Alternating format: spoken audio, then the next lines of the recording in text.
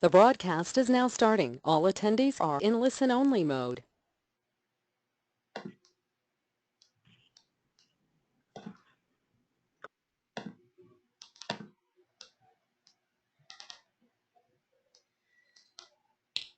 Hey, everyone. Welcome to Call Camp. A new prospecting approach. Now, I fooled you on this one because when you saw prospecting and Call Camp, you probably thought you were going to get more of the same prospecting approaches and methodologies you've seen before, but not so fast. This is a completely different week here on Call Camp. I'm joined by two people I have a tremendous amount of respect for. One is Mike Scher, who's the CEO of Frontline Selling and really a guided selling guru. We'll talk a lot about guided selling, what that means. And Dionne Mischler from Inside Sales by Design, longtime inside sales practitioner. She has hung out her own shingle and is doing great work with a lot of different companies in inside sales. So Dionne, first of all, you want to say hello? Hello, thank you for having me. Excellent. And Mike. Hello, thanks for having me as well. Looking forward to spending the next hour with the group. Beautiful. Now this call camp is all about a really different approach to prospecting that Frontline Selling has proven to be effective. And first, a little bit about the backgrounds of the individuals who are on the call. Dionne Mischler's Inside Sales by Design is an inside sales consultancy. And how about you describe it, Dionne? You'll probably do a better job than me. Oh, thank you, Steve. I appreciate that. I started Inside Sales by Design 2.5 years ago at this time to really talk about the fundamentals of inside sales. So the implementation, doing the right things at the right time continuously. So I'm really fortunate to be able to work with folks to build and tweak their inside sales teams and work with them on making sure they've got the right sales infrastructure and some of the things we're probably going to talk about today. Awesome. And having a good framework for doing all that's really important. And most people Absolutely are looking to third-party practitioners and experts like Dionne for that because, this inside sales motion and really perfecting it is a relatively new thing. Now, Absolutely. Frontline Selling is fascinating. It's a company that I came across, I don't know, Mike, how long have we known each other? Maybe 8 years ago, something like that. And let me just explain the background here. I think people will get a kick out of it. We both own and operate something called outsourced appointment setting firms. We have very different approaches for how we generate meetings with executive level audiences at target accounts, very different approaches. Both of them have proven to be successful. If you took one of our people and put them into their operation, I don't think they'd be as successful or vice versa, but who knows? But the interesting thing about this is I've got a lot of respect for different approaches. I consider myself a student of the game, and if you're watching someone on the field executing the West Coast offense, and it's completely different than what you've run, and it's totally new, and it's working, you got to pay attention no matter what you think about that. So, yeah, Mike, a word on Frontline, please. Sure. Yeah, I have a lot of respect for what Steve's built, but yes, he is correct. Different approaches, but you can get to the same outcome. We just choose perhaps different paths to get there. But Frontline Selling, we've been around for about 14 years. We do one thing, we do it exceptionally well, and that is making sales organizations wildly successful by providing them with the most effective way to engage the B2B buyer. In fact, we built a methodology and technology called Staccato to do just that. Staccato's based on the study of nearly 2 million outreach efforts where, we really kind of broke down, all the kind of the guesswork and the questions that come into salespeople's heads. What research do I do on an account? Who should I contact? What should I say? How should I say? When should I follow up? How many times? And that's all baked into the Staccato methodology, including some of the fundamentals we're going to be sharing with you today. And but we're also have recently expanded the offering with an acquisition we did just a couple of weeks ago with a company called PeopleLinks. And PeopleLinks does for social what Staccato does for prospecting. It's really a guided approach, what to do, how to do it, when to do it on the social side. So we, the marriage of Frontline and PeopleLinks is really the first to integrate the human-to-human interaction plus digital selling across the spectrum. So trying to end the debate of, social selling versus cold calling. Why not do both? Bam. I called it two sides of the same coin in an article I wrote for Sales for Life at one point. So congratulations on the People Links acquisition. That's cool. So let's spend a minute on predictable prospecting scenarios. So you and I were talking about preparing for this, and I heard these three words come out of your mouth, Mike. Predictable prospecting scenarios. What is that? So really, I had mentioned that Staccato is based on a study of nearly 2 million outreach efforts, and we figured out two things, right? One is, what's the right thing to do, and number two is what's the right way to do it. And when you break it all down, you can really classify every single prospecting scenario that somebody, no matter what it is you're selling in the B2B world, there are a finite number of predictable things that can happen when you go ahead and do an outreach to somebody, right? You pick up the phone and you call somebody. You can get a receptionist, you can get an admin, you get a voicemail, you get a key player live. And then within each one of those scenarios, there's another set of a finite set of predictable things that can happen within those conversations. And so when you break those down, you can actually create fundamentals that help you take control of every single situation if you execute the fundamentals correctly. No different, Steve, than if you're a quarterback, right? Mastering the 7-step drop, right? If you're if you're a golfer, right? How do you get your weight shift perfectly, right? There's some fundamentals to every sport, every activity, whether it's kicking a soccer ball or it's hitting a baseball. There are or doing ballet. There are fundamentals that if you can get those right, it makes the rest of the job that much easier. Excellent. Okay, and I remember when you called this calisthenics. Really, what prospecting is all about, and this is the viewpoint of frontline selling. Prospecting is calisthenics. It's something that you either do or you don't do. Just spend a moment on that metaphor because I thought that was interesting. That stuck with me when I heard you talk about it. Sure. So if you think about what calisthenics are, right? They're things like push-ups, sit-ups, jumping jacks, right? Those sorts of things. They're basic exercises that any able-bodied person can do. They require no special equipment. But what matters more when you're doing your push-ups, your sit-ups, or your jumping jacks? How many you do, or how well do you do them? Well, it's how well you do them. You still have to do a minimum amount of something, but you're better off doing 10 really good push-ups than 50 really bad ones. And when you translate that to prospecting, just like there's a right way to do a sit-up and a push-up in every other way, there's a right way to do something, at least in our view, something as simple as leaving a voicemail. There's a right way and there's every other way. And if you're going to make calls, if you're going to, prospect into accounts, I'm a lot less concerned about how many calls you make, but what I'm really concerned is that each call you make, you get the maximum out of it, right? That you're practicing those prospecting calisthenics and fundamentals effectively. Very good. And Mike, we're getting a little bit of chop. Dionne, are you hearing that from his microphone as well? Yes. Okay, so Mike, if you could please try to dial in from a landline here, because we were in practice. You sounded great. Now all of a sudden out of nowhere, it's not. Yeah, no, it did sound fine. I am on a landline, believe it or not. I just picked up my speakerphone. No worries. Okay, see if you can dial back in and see if that works here when we have a break in the action.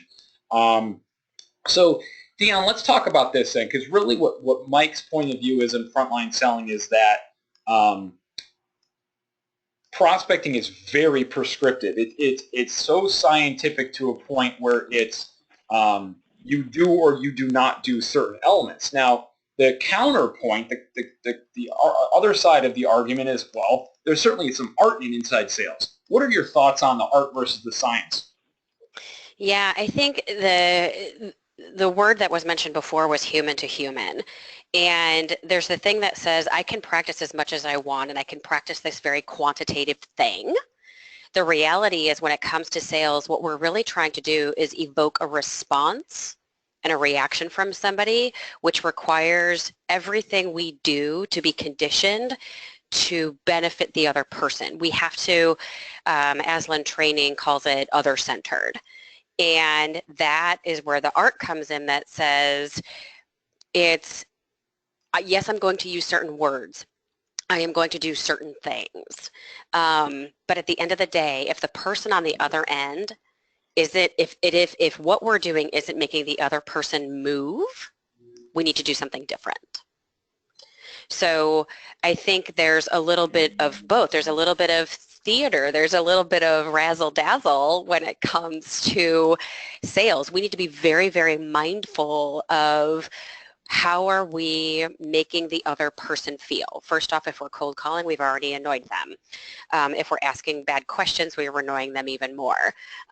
So that's I think where the art comes into play, and especially when we're talking about inside sales, where we lose the power of visualization, and what we have is audio only in certain cases.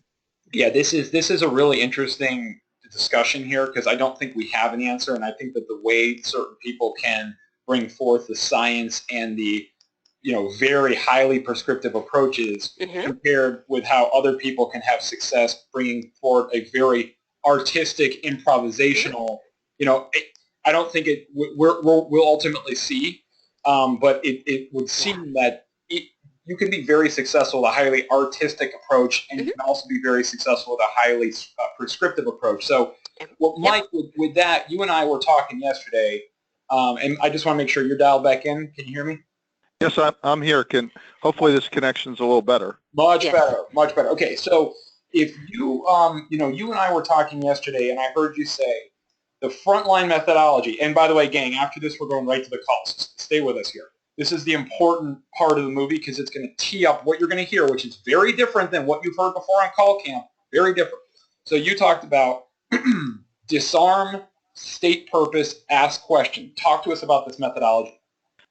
Sure. Now, this is, again, the staccato methodology is a lot more, has some other elements to it. But what we're really focused on is let's get the foundational elements when you're making it, when you're making an outbound call and you're having a dialogue with a key player, an administrative assistant, or, even a receptionist or whatever it is, right, is that there's a foundational element of how you control that dialogue, regardless of what your content is, regardless of, how you deal with this.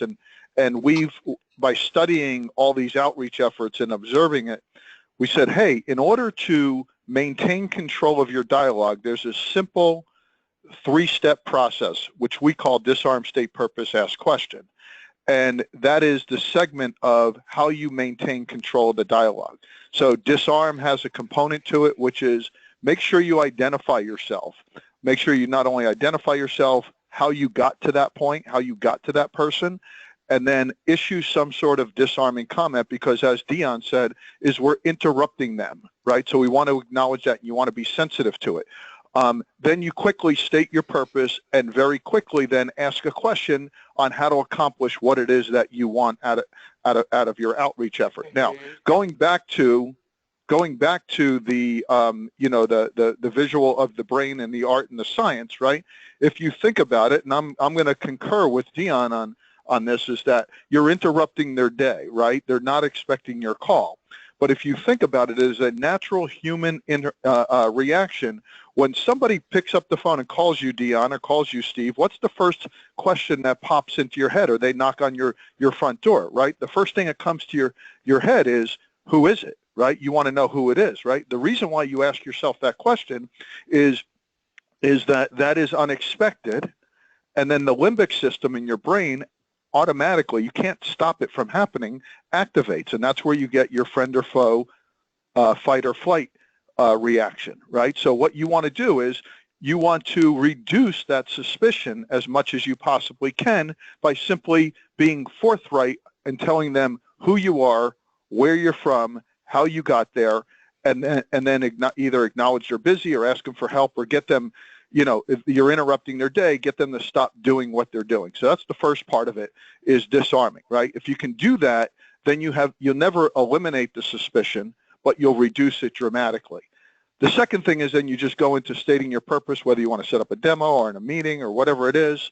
for a day, date, and time, and then ask a question on how to accomplish it. And asking that question is what keeps you in control of that dialogue. So that's, if we can master this part of the fundamentals, the rest of the calls and the rest of the call becomes much, much easier. When you misfire on on one or more of these three things, that's where sometimes your calls, that becomes the root cause of where calls go awry. So let's break it down. Awesome. Let's do it. I'm eager for people to hear these calls because it's really interesting. All right, so we're going to start first with Ashley, and Mike, you were telling me that this is an example of like the perfect call, right? So set the stage here and we'll hit play. Sure. Okay. Yeah. So yes, this is an example of a perfect call. What you're going to see in the beginning, or listen to in the beginning of the call, is a perfect way where Ashley introduces herself, identifies herself, and then issues a perfect disarm with an administrative assistant. And so if you want to go ahead and play that, yep. I think you'll get an example of what that would sound like. Mike Scher office. This is Vicki. Can I help you? Hi, Vicki. This is Ashley Lodato with CA Technologies. I was actually trying to reach Mike. Is he available? He's not in his office right now. Can I help you with something? Yeah, actually, I was just going to ask for your help. Could you help me with something? Yeah. Okay, perfect. I was actually just speaking with Patty in Gerald Evans' office, and she had suggested Mike might be the best person as far as having a discussion around helping optimize the delivery of services to support critical business operations. I was looking to just get a 20 to 30-minute phone call with him maybe next week. What's the best way to get that coordinated? You want to stop that for a second, Steve? Yep. Go for it. Yeah. So if you think about what she did there, right? She introduced herself, right? She acknowledged the administrative assistant by asking their name, which everybody's favorite subject is themselves, right? So they love hearing their name. She asked the administrative assistant for help after repeating her name, and then went into her value proposition, asked for a meeting, setting up, what's the best way to set up a meeting, and then end it with a question, right? She wanted to set up a meeting. What's the best way to go about doing that? And, that form is just absolutely perfect, right? So does it work? Does it mean she's going to get a meeting every time she does that? No, it just means that that she's going to put herself in a better position to control the dialogue. And as the dialogue ensues, you'll see she gets a lot of great information from this dialogue. And this is what we were talking about, probability. And when many times, even when people would learn the methodology from Boresight, which is now called funnel clarity, they'd say, oh, well, this doesn't work. It didn't work. And I say, okay, well, tell me about when you used it. Well, I tried it twice, and it didn't work either time. And it's like, well, we're talking about probability here. We're talking about a batting average. So the difference between... Yeah, didn't Derek Jeter make 2 outs, but he got a hit 1 out of 3 times and is going to go to the Hall of Fame, right? There it is. That's exactly what I was going to say. So it's a question of if you do things in an optimized way, you maximize your probability. And what we see, at least within our own business, Boresight or outsourcing businesses, is people who optimize everything can consistently get like 25 to 30 completed appointments per rep per month, versus if you're sub-optimized, they can land in like around half of that range. So it's a small difference in terms of the technique and the skill. It's a huge difference in terms of the outcome. It can amplify significantly. All right, so let's keep going here, and then Dionne, after this next segment, I'd love to hear your comments here. So Mike, you want me to play from here or jump forward a little bit? No, let's jump just to jump forward just to the next comment here, right? If we can hover over that one real quick. Yeah, let's go to where Ashley talks again here. This is the referral. Yep. Okay, here we go. Yeah, right, exactly. Ashley's got the admin talking, now Ashley's going to talk. No, I'll call you back. Is that okay? Yeah, and actually, Patty had confirmed them for me. Is it just mike.faircloth@haynes.com? That's it. That's right. And then your mine, Vicki, with an I, dot Lemert, Lemert, @haynes.com. Okay, perfect. And then is your number, Ashley, the 678-638-7361? That's it. Okay, send that email and then we'll get back with you, okay? Okay, Vicki, can I actually ask you one more question? Yeah, sure. Perfect. So I was curious, you mentioned everyone's pretty busy. A lot of times in addition to Mike, we would have a conversation with someone even in IT and like a CIO. Is that James, is it Nanton? He's no longer here. Oh, okay. So we've got Cindy Miller and then we have Nikki Swain both. Hey, Steve, you can fast forward to the next one just in the interest of time because it kind of goes on a little bit where they start talking about kids and all this kind of stuff. But as we keep going, but you see how evil a gatekeeper Vicki is, right? But that has a lot to do with how Ashley approached her, right?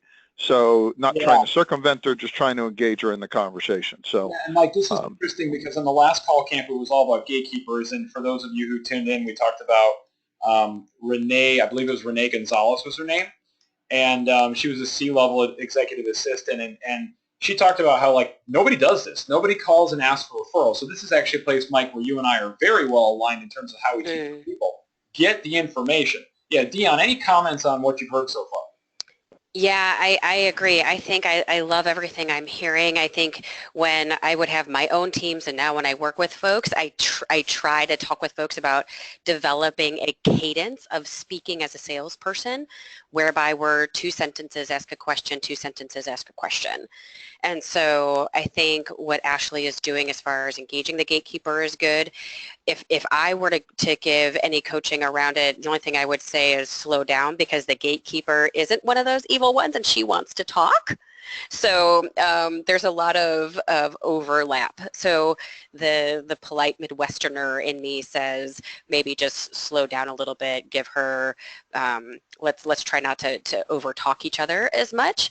But at the end of the day, if the result is the result we want, by all means go for it.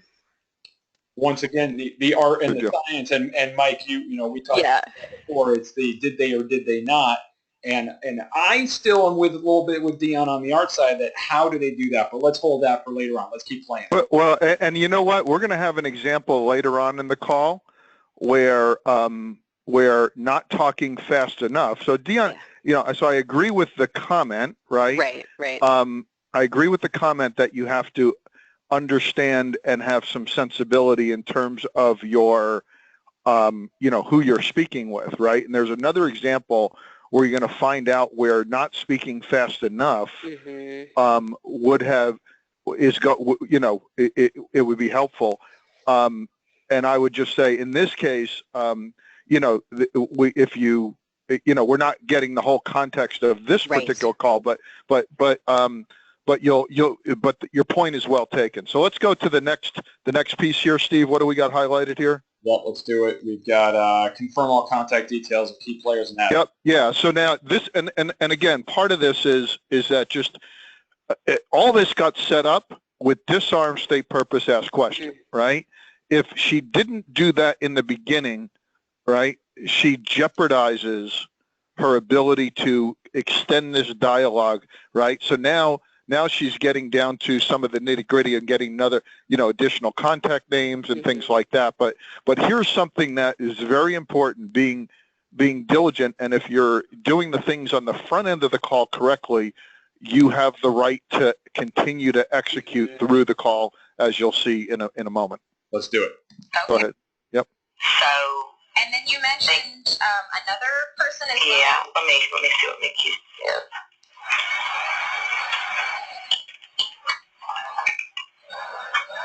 By the way, side note, love the typing. Love the typing. Most people in inside sales don't wait for people to type, and that shows you she's looking up something in directory, which is good. Also, I very rarely, just as a complete tangent, I very rarely hear people these days when they schedule a meeting with an actual prospect, having the prospect type it into their calendar. But it's a lost skill. Hey, Dionne, let me know when you have your calendar in front of you. I will send you a calendar invite, but just in case it goes to your junk folder, type this in as a placeholder. I just hear them say, yep, I send you a calendar invite, then the call doesn't happen because it went to junk. Excellent point, Steve. Excellent point. Here we go. Typing is good. Mickey's is Chief Supply Chain Integrate Strategy Officer in the supply chain. So okay. Yeah, so I can definitely reach out. They may not be the appropriate person, but they might be telling you. Person. Okay. Now, what is Mickey's last name? It's Swaim, S-W-A-I-M, as in Mary. A-I-M. Okay. Yeah, and you just do the same thing, Mickey.swaim@Haynes.com. Okay, Mickey.Miller. Yeah. Okay. Yeah. Now, do you know if either of them have an assistant that helps them out as well? They do. They do. Cindy's is Regina Tuttle, and then Mickey's is Martha Evans. Okay, perfect. Okay. And then their emails would be the same. The same, they would be. Okay. Yep. All right. Well, before I let you go, would I be able to leave Mike a voicemail? You can. Let me put you in this one. So Mike, I want to just ask about this point, because the one thing I didn't hear her getting was their direct line. She was diligently getting their names, their assistants, their emails. Is there a reason for that?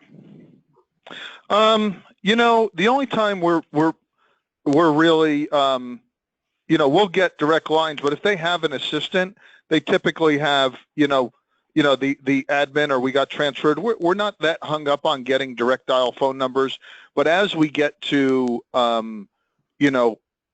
closer to sort of the person that we think is the right person to schedule the meeting with, then we start getting more and more of those details at that point, just to get the meeting scheduled and that sort of thing. But we're not as hung up on direct dial phone numbers. Usually we're actually trying to take advantage of the phone system and what we call the social DNA of an organization.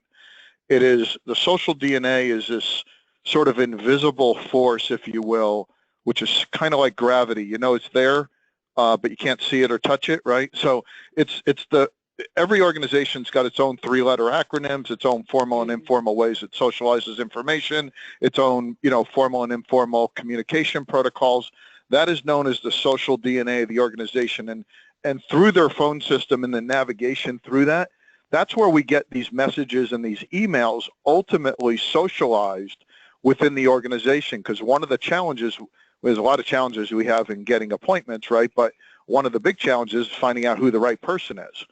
And so typically there's nobody with the, title vice president in charge of buying something from Dionne today, right? Mm-hmm. That title doesn't exist, right? So the idea is, how do you, they know who the right person is, who's responsible for whatever the business issue is you're trying to solve for. So that helps us navigate to the right person. So just a little bit of an esoteric answer to your question, but we don't get that hung up at this stage on direct dials. But what I did want to point out at the end was, after she got all this information on this phone call and everything, even after that with the key player, she then went back and didn't rely on the fact that, hey, even though I have the key player's email address, even though I'm talking to Vicky, the admin, all that kind of stuff, she still took the extra 5 seconds to say, hey, can I drop a voicemail into this guy? Because that just is another touch. It's another, think about McDonald's jingle, right? It's another time I'm hearing I'm loving it, or with Nike, just do it. It's just another branded touch. Very good. This is a funny comment. I just pulled up the comments. Michael said calisthenics, not calisthenics, calisthenics. Michael, very, very clever. I like that. Mike, you should steal that. There we go. I love it. I love it. That's awesome. That's awesome. Final comments on this call, then we're going to bounce to the next one. Yeah. No, Dionne, go ahead. Yeah, I thought overall it definitely did go very well at the end. She was able to get the information she needed. Again, just some of those pieces and parts as far as the art part of the phone call, right? And but at the end of the day, I think the result was there, and the rest can be worked on. Love it. All right, Mike, you ready to go for Ben? Yeah, let's go to Ben. And just before you go to Ben, right, one of the things we do when we train our folks, or we train in our clients, right, one of the things we've done are these scenarios. So you're going to hear what you heard with Ashley was what we deem as a perfect call. You know, I even say the Russian judge would give her a 9.7. That's how good it was, right? So, but the, you know, so now you're going to hear a lot of similarities, and Steve and I were talking about this, right? As a, you know, if, you know, a lot of times people say, yeah, yeah, I do that. I kind of do that. We kind of do that, right? Well, there's, you know, and I said, well, I kind of have the same golf swing as Jordan Spieth, right? Or Rory McIlroy, because we're both right-handed. We both grip the club, right hand under our left hand. We both swing the club back and through and hit the ball. But that's where the similarities end, right? Their balls go, you know, when they hit the ball, it goes 100 yards further than mine. It's because they do all these little things with greater precision, right? And so you're going to hear some other calls that weren't quite as crisp. They may have gotten a good outcome at the end of the day, but the fundamentals, you know, we're going to point out some areas where, you know, where the fundamentals might be able to get, you know, have a little bit of improvement there, right?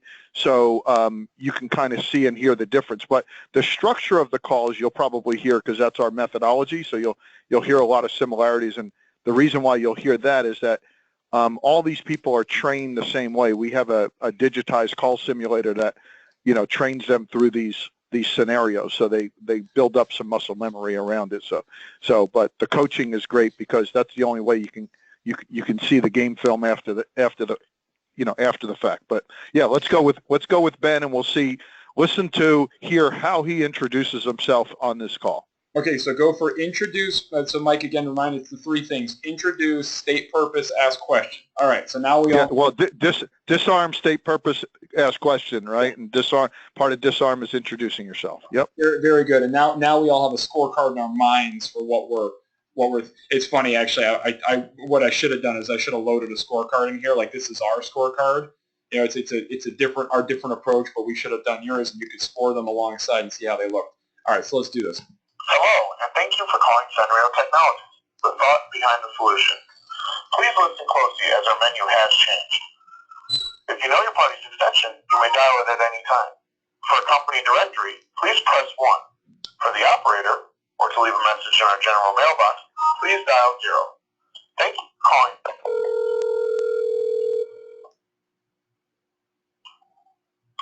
Good afternoon, this is Jody with Sunrail. Hi, your name is Jody? Yes. Hi, Jody. I was wondering if Srini Sambangi was in the office today. He is in the office. He's in a meeting right now. Can I either take a message or give you a voicemail? Possibly. So I was actually wondering, does he by chance have an assistant? That would be me. Okay, gotcha. Okay, perfect. Yeah. So in that case, would you mind if I ask for your help, Jody? Absolutely. Okay, great. So the reason I was actually calling was just to set up a conversation over the phone with Srini when he's available, just for a 20 to 30-minute phone call. And sure. Yeah, and it's focused on helping Sunrail Technologies to accelerate your revenues by more effectively engaging with your business-to-business buyers. And I was just curious what the best way to go about setting up, just like I said, a 20 to 30-minute phone call with him is. And what type of business clients are you talking about? Because he focuses on our federal clients. Okay, gotcha. Okay, so typically, it's not going to be in the federal sector. And I did want to ask you about that. That was his only focus. And yeah. Hey, Steve, you want to just pause it for now, right? So, and actually, so the difference between, Ashley introducing herself and engaging, and then Ben, right? Did you hear him introduce himself on that call? No. No. No. She has no idea who he is, right? Right. So, yeah. I mean, she's marginally helpful anyway, but she, again, you can still get some help, but the point, is that, just because you're successful doesn't mean it's because of what you did, right? It could just be you had somebody who seems like a fairly nice admin here. Yeah, and I think the other thing, right, to go back to that whole art science debate is some of us, and sometimes some of us have it and some of us don't, right, as far as that it factor and the confidence level, where the first call we listened to was very high energy, it was very confident, it was very friendly, there was that drive behind it. Whereas this call, from what I'm hearing, doesn't necessarily have that. And so when you listen to the admin on the other end, it's a lot of no. No. Mm-hmm. So I think when coming at it from the pure coaching perspective, and Mike, like you're saying, a lot of us can do the same fundamentals. I can go and do a golf swing, but 9 times out of 10, I'm going to miss the ball because I just don't play golf, right? But I can execute a golf swing. So when we coach, there's a function of, yes, we want to teach our people the fundamentals. We want to make sure everybody can do these calisthenics, right? Sure. There's also then the other half of the coin that says we're also going to listen to what our prospect says, does, their reaction, their tone, and then we need to adjust accordingly as salespeople. So again, I agree with you on here's the fundamentals, here are the things that we need to take into consideration. Then there's a function of, okay, what about the softer pieces do we need to potentially look at?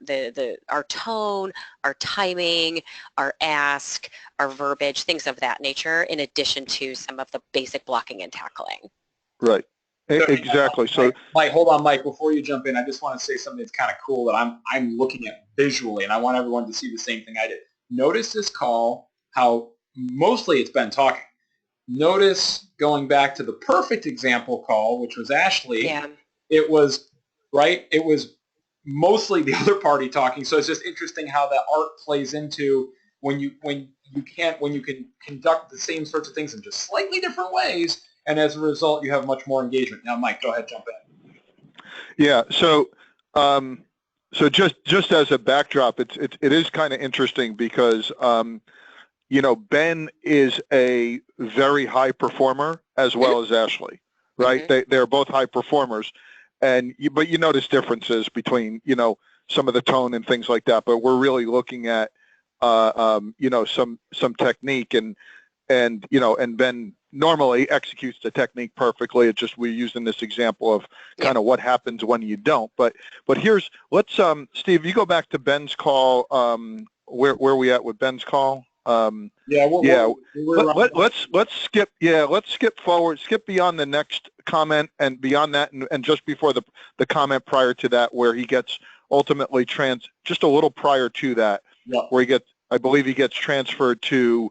He gets a referral. He gets transferred to a key player who picks up the phone while he's driving. All right, let's do it. Ready?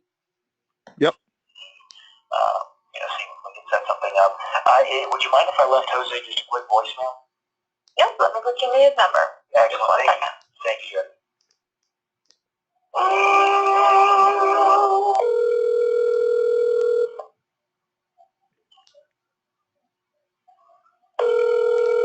So he thinks he's going to voicemail.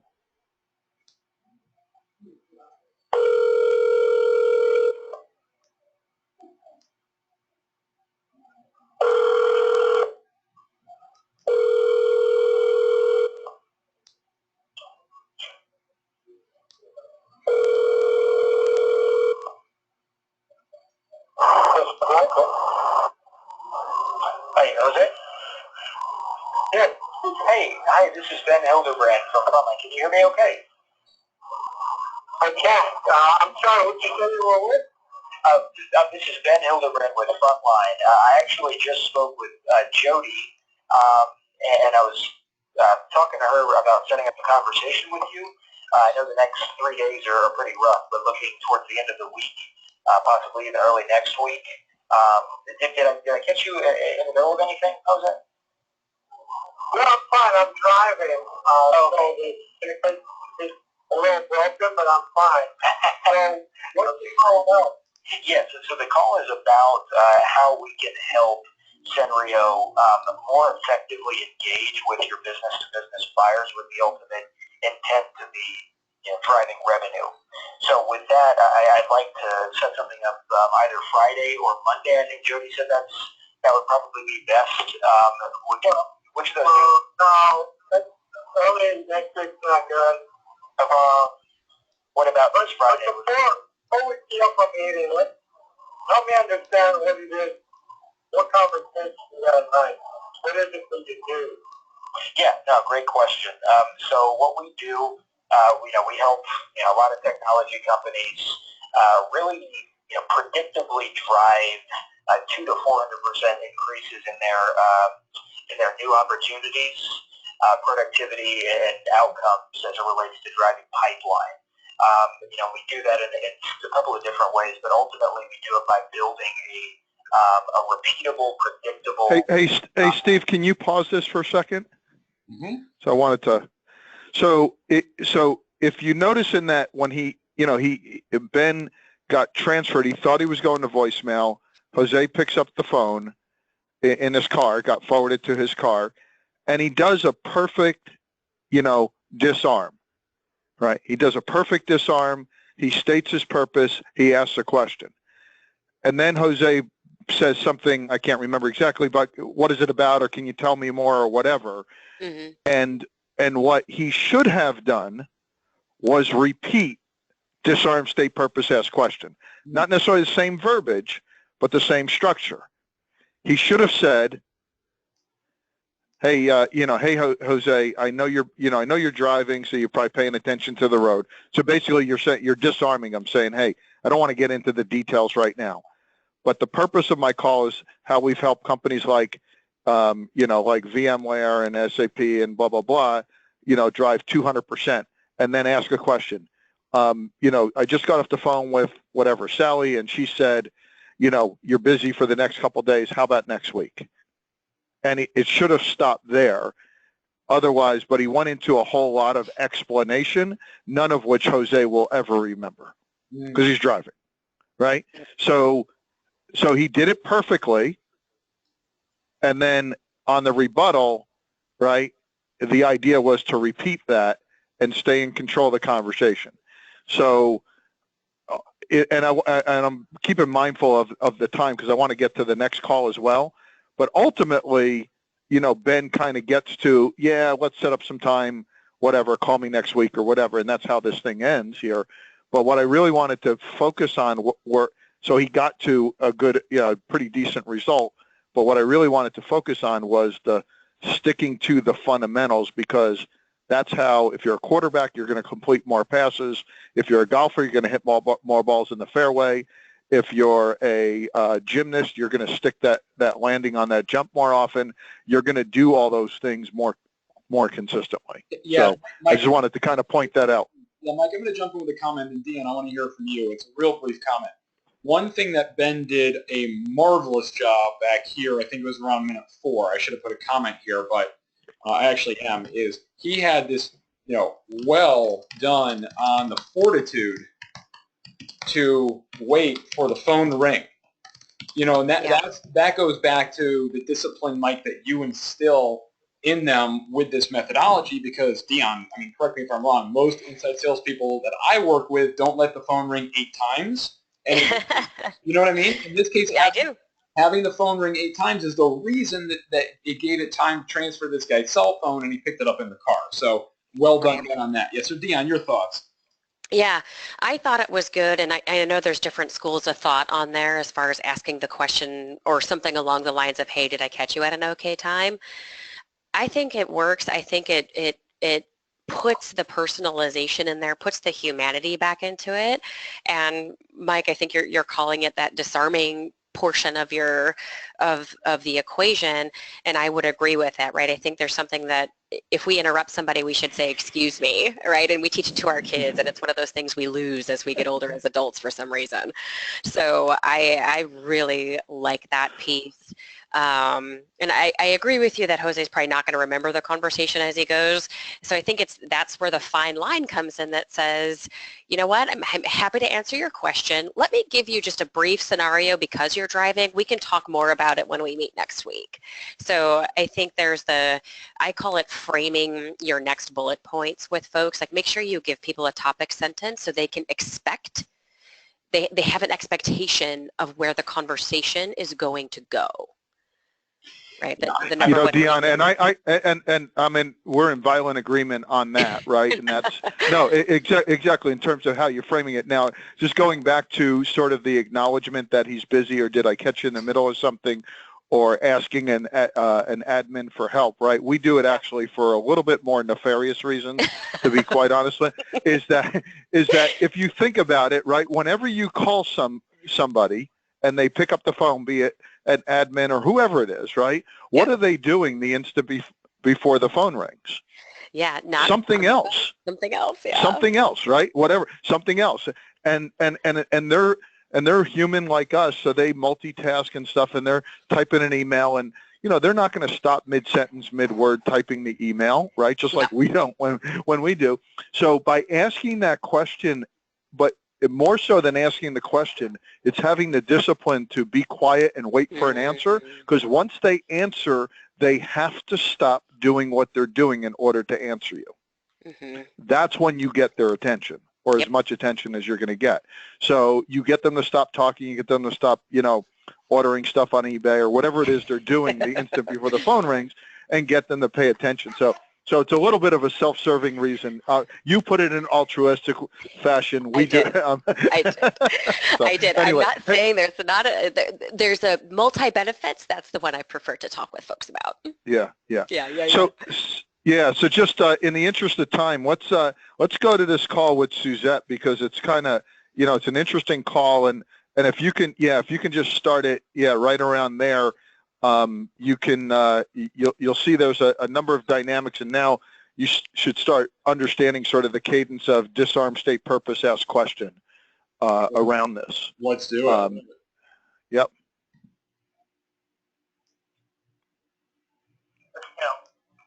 Hi, Tim. It's Suzette Lamore calling from Frontline. I know you're probably busy. Did I catch you in the middle of anything? A little bit. What do you need, Suzanne? I apologize. I'll be brief. No, we haven't. So I just wanted to see if you had some time, either Tuesday or Wednesday of next week, to have a call to discuss how we can help your sales team at BRAD create a predictable sales pipeline. So listen, I appreciate the cold calling. So tell me, give me the 3-minute elevator pitch on your product. Because I get hammered with your exact email. Okay. Well, what we do is we specialize in prospecting and in outreach. So really, we help companies accelerate their revenue by providing them with the most effective way to engage with their qualified buyers. And that's really the point of the call. It'll take about 20 minutes to explain, but we have a simple and effective proprietary process that helps your sales team connect with the people that you would like to do business with. And then we also have a platform that organizes all of your outreach efforts. So really just want to have a conversation to get more in depth, and wanted to see if you had some time either Tuesday or Wednesday next week. Well, I told you Tuesday and Wednesday next week, or maybe I'm in the field with one of my reps on Tuesday and Wednesday, so I don't have time those days. Okay. And you sent me emails, right? I sent you an email on Tuesday, I believe it was. Okay, can you pause for a second, Steve? Here's what I'd like. Okay. So Suzette does a great job. I think we can all agree that this guy was not real happy to hear from her in the beginning.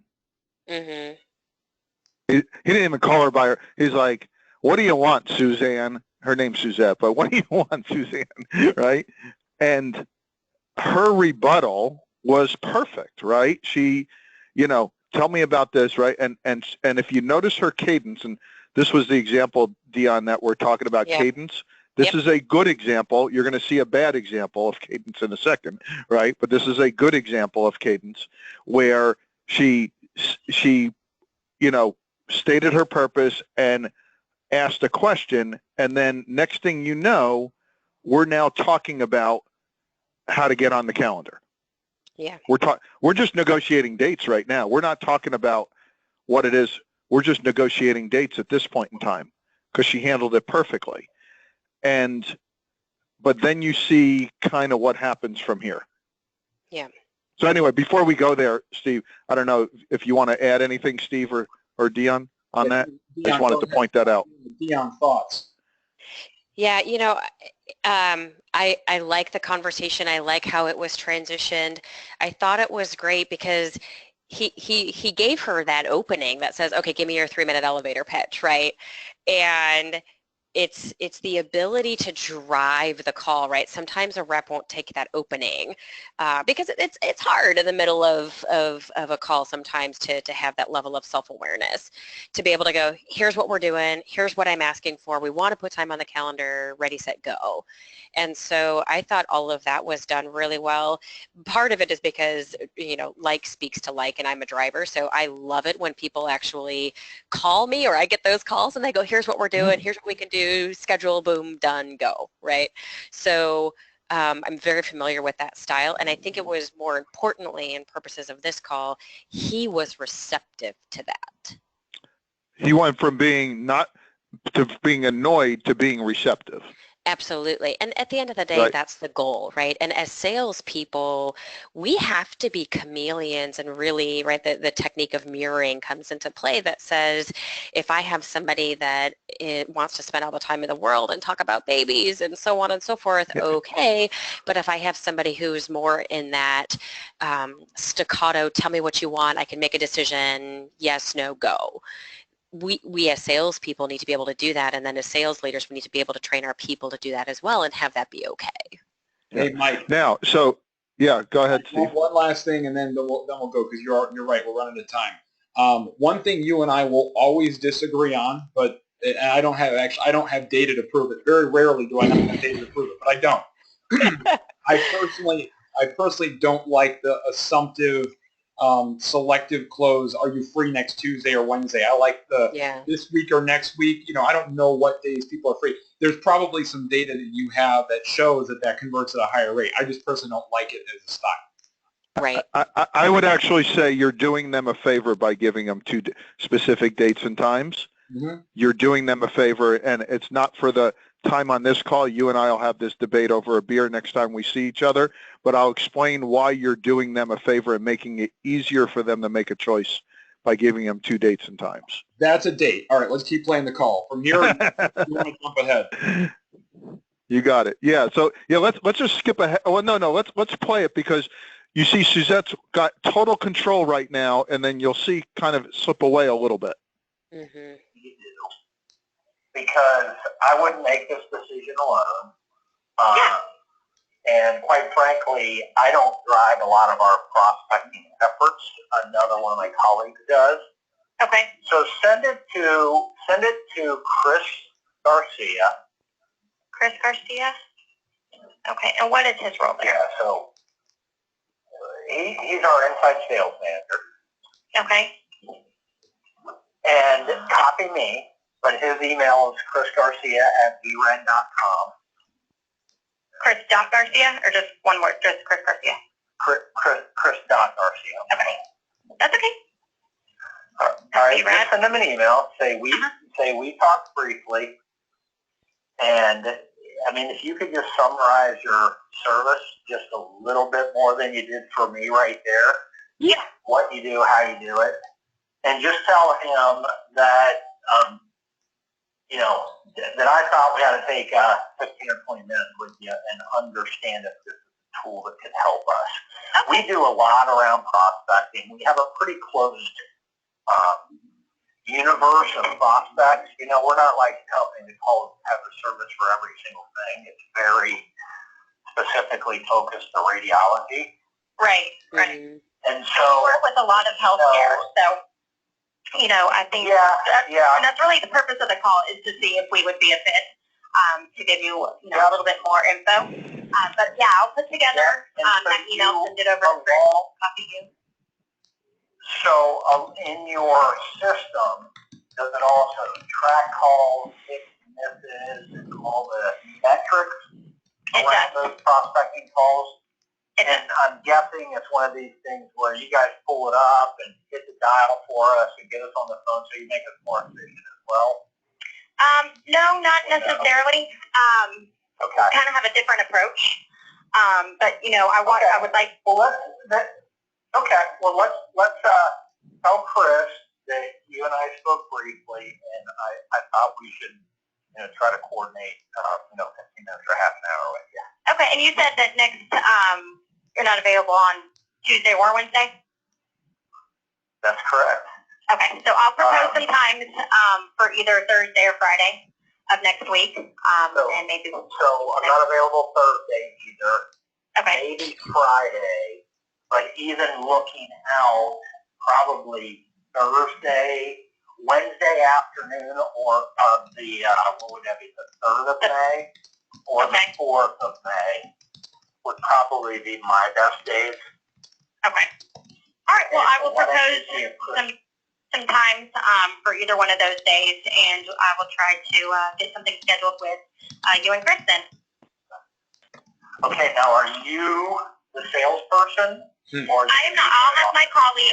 Correct. So I'll have my colleague on the line who will be able to answer all of your questions in depth. And so, the call he will lead the discussion. Okay, I got you. Okay. Fair enough. All right. Wonderful. Well, I appreciate your. All right, Mike, your thoughts, and then we're going to wrap. Yeah. No, I was just, so she got the results. All right, and there was, and you saw my comment in there, right? There was really no reason for her to sort of say, hey, we do a lot in healthcare at that point in time, because she got everything she really needed there, and it was just time to kind of button it up and move on, right? Never talk past the sale, right? Past the close. So that's all I'm saying is that, she handled it well. The last comment he makes is how much he respects, which, the last comment he made was, which we didn't hear, about how much he respects the work she does, right? And she does great work. But it's just, a lot of it has to do with just controlling the conversation. But, you have to stay disciplined through the whole process, because I felt, I saw, and the way I heard the call is that it had the chance to get away at the end there, right? And that's all I wanted to, we just didn't button it up, and she could have just kind of, sped up her cadence a little bit to just really just take control, lock this thing down, and get it done. She got to where she needed to be, no doubt, but that is where I'm in Dionne's camp, where you have to sense sort of the person you're talking to, and make it, just take control at the right point in time. Yeah, you can definitely sense the call. Had the capability to start it off well. She got him interested, and had the capability to really turn off the rails pretty quickly. I think, and I'm not too certain as far as what type of lead qualification and all that jazz, but what the direction she could have taken it was, okay, so he's going to make this decision. Are you currently looking? Is this initiative right now? Is this a priority for you? He's not really involved in prospecting, but help me understand, prospecting leads to revenue. Where does this fit for him? You know what I mean? There's, because he wanted to talk at that point, and he apparently had a lot to say. So we want to, it's that point that we say, okay, what are all the questions that we need to arm our people with? Right, and then I think that's the touch part, right? So for anybody that's ever watched The Italian Job, right, where Charlize Theron is the safe cracker, and she never uses equipment, and it's all by touch and feel. I think there's something to be said for that. Like what we're saying is, when a person makes that turn and they give you the yes, we don't want to sell past the yes, but we want to maybe ask 2 or 3 questions that would give us more information. Yeah, no question about it, and we can certainly manage that. But my point was that it was sort of meandering. It could have meandered off the cliff, right? Yeah. Not disagreeing with you. I'm just saying that. But and I think we're almost saying the same thing, right? It's just controlling it, to the end, and making it happen. So yeah. Sure, absolutely. Yeah, that's what I think a lot of us in the sales world agree on the what. Our differences, right, and some of those healthy debates like you guys are going to have over beer come with the how, right? Yep. Good deal.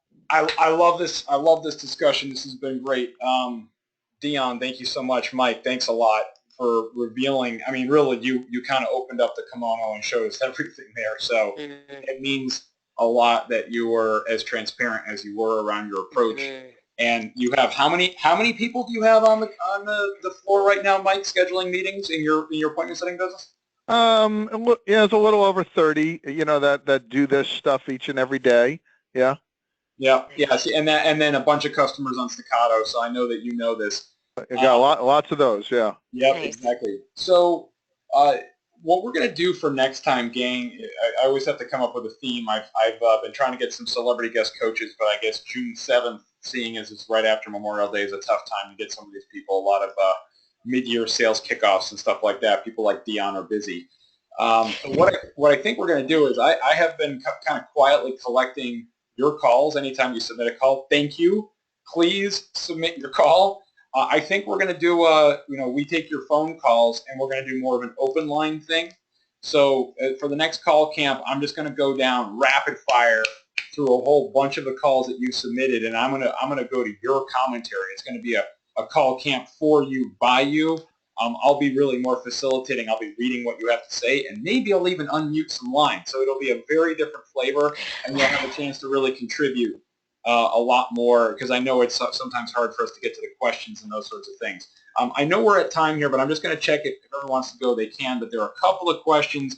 First of all, is there going to be a replay of this by chance? Yes, there will be. You'll get an email with the information of the recording. Secondly, people have asked about a handout for this PowerPoint. If you go to the GoToWebinar panel, I uploaded the handout before, so you're going to see there's a handout, a little gray bar on the right-hand side on your GoToWebinar panel, and if you click there, you can download the slides. So those slides are there. I had some coaching happening by Dan. She just interrupted him bad. She didn't come across as an equal or bring much value. She sounded too much like everyone else instead of really being bringing value as an equal professional. Dan, I love that you're coming along and bringing some coaching side by side. So really appreciate that. This is the last question, Mike. I'm going to leave it to you, and then we'll jump here. Brooke asked, how much of that was due to being a female caller? Yeah. Generally speaking, men are nicer. Actually, Dionne, you go first. I want to hear your thoughts. Yeah, I worked for a gentleman when I was building an inside sales team, and I was hiring, and he goes, Dionne, I would like it if you would potentially hire all women. And I went, I'm going to pretend I didn't hear that. So I think there's definitely something out there where there's the thought process that says if you're calling it a predominantly male vertical, that, sometimes they just respond better and differently to female voices. So I think there's some truth in that, right? There's, because we're human. Yeah, interesting. Mike, thoughts? So, I was always in that same camp, right? Is that, just assuming that, the key players are going to be predominantly, male in a lot of what we do. Different disciplines, right? If we're calling into HR, we're calling into marketing, there's, much higher percentage of females in those two disciplines. Mm-hmm. But the data, if you look at the data and we look at our high performers, we look at people who make our President's Club, there's an equal number of males and females. Yeah. But I was always under that sort of impression that, that, hey, females are much better and, or whatever. But, if you look across, the data doesn't necessarily play out that way. Yeah. Well, you know what we're going to do? We're going to keep having this this discussion about science versus art. It's a continuing theme here, and really appreciate you bringing some interesting, unique, different approaches to prospecting that's unlike anything that we've ever done on Call Camp. And Dionne, if people want to get in touch with you, go on LinkedIn, I'm sure, and there's probably contact info, same for you as Mike. Absolutely. Awesome. That is correct. Hey, everyone. Thanks so much for joining Call Camp. Next time, for you, by you. Looking forward to it. Thank you. Thank you. Thank you, guys. Bye-bye.